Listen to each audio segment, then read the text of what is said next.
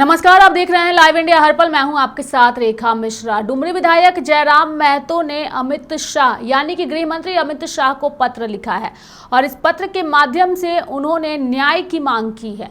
अब आप सोच रहे होंगे कि आखिर ऐसा क्या हो गया कि डुमरी विधायक को गृह मंत्री अमित शाह को पत्र लिखना पड़ा।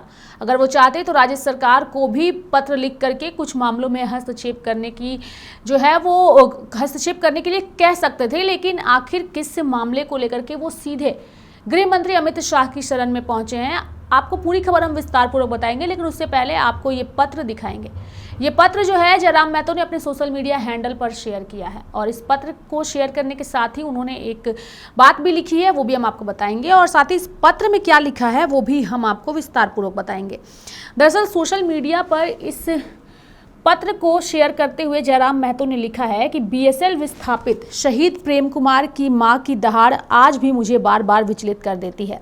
माननीय केंद्रीय गृह मंत्री महोदय से मैंने पत्र के माध्यम से अनुरोध किया है कि इस गंभीर मामले को संज्ञान में ले और इस घृणित कार्य के लिए जो भी दोषी हो उन पर कार्रवाई का निर्देश देने की कृपा करें। विडंबना देखिए कि मारा भी गया विस्थापित और बीएसएल प्रबंधन द्वारा 500 लोगों पर मुकदमा भी विस्थापित पर ही कर दिया गया। मैंने अनुरोध किया है कि विस्थापितों के हक और अधिकार हेतु उच्च स्तरीय समिति का गठन कर दशकों से चली आ रही समस्या का निदान करिए। यानी कि जयराम महतो ने ये पत्र अपने सोशल मीडिया हैंडल पर शेयर किया है और फिर पत्र में उन्होंने क्या लिखा है उसे भी मैं आपको बताऊंगी। उन्होंने गृह मंत्री अमित शाह को ये पत्र लिखा है और लिखा है कि महोदय, आपका ध्यान झारखंड में अवस्थित बोकारो स्टील लिमिटेड प्रबंधन के द्वारा इस क्षेत्र में विस्थापितों रैयतों के खिलाफ मुकदमा दर्ज कराने और आकृष्ट करते हुए हस्तक्षेप करने का अनुरोध करते हैं। 500 से अधिक अज्ञात लोगों के खिलाफ मुकदमा दर्ज करने से स्थानीय लोगों में रोष है और वे पुलिस की कार्रवाई को लेकर डरे सहमे हैं। यह मुकदमा बीएसएल के महाप्रबंधक सुरक्षा कार्यालय प्रशासनिक भवन बोकारो के द्वारा स्थानीय थाना में दर्ज कराया गया है। विगत 3 अप्रैल को विस्थापित अप्रेंटिस संघ के बैनर तले युवाओं ने बोकारो स्टील प्लांट के प्रशासनिक भवन के सामने धरना दिया था। लगभग 1500 युवाओं ने इसी संयंत्र में प्रशिक्षण हासिल किया है और लंबे समय से नौकरी की मांग करते रहे हैं। इस संयंत्र की स्थापना में बोकारो के रैयतों ने हजारों एकड़ जमीन दी है। 3 अप्रैल को ही धरने के दौरान सीआईएसएफ के जवानों ने विस्थापितों पर लाठीचार्ज किया था। इस घटना में हरला थाना क्षेत्र के शिबू टांड के रहने वाले 27 वर्षीय युवा प्रेम कुमार महतो की मौत हो गई थी। इस लाठीचार्ज के विरोध में कई राजनीतिक दलों ने 4 अप्रैल को बोकारो बंद भी कराया था। इस बंद को स्थानीय लोगों और विस्थापितों ने भी समर्थन दिया था। बोकारो स्टील प्लांट प्रबंधन ने मुआवजे के तौर पर प्रेम महतो के परिजनों को मात्र 50 लाख रुपए दिए हैं और परिवार के एक सदस्य को अस्थायी नौकरी देने के पत्र के बाद धरना समाप्त हुआ।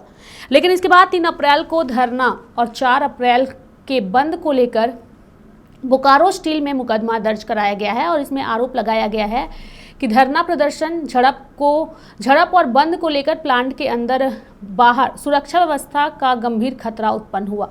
विस्थापित हुआ प्रेम कुमार महतो की मौत के बाद उसके शव के साथ प्रशासनिक भवन का घेराव रोषपूर्ण स्वाभाविक प्रतिक्रिया के तौर पर देखा जा सकता है, लेकिन प्राथमिकी में कई गंभीर आरोप लगाए गए हैं जिसमें विस्थापितों में भय व्याप्त है। बीएसएल प्रबंधन द्वारा उल्टे 500 अज्ञात आंदोलनकारियों पर मुकदमा दर्ज कर दिया गया है, जबकि सारी घटना आम लोगों के मोबाइल मीडिया के पास सीसीटीवी कैमरे में उपलब्ध है।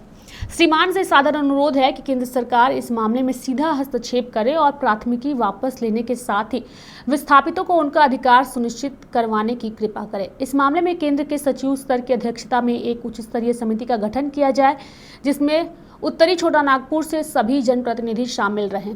इस समिति के द्वारा मामले की जांच की जाए।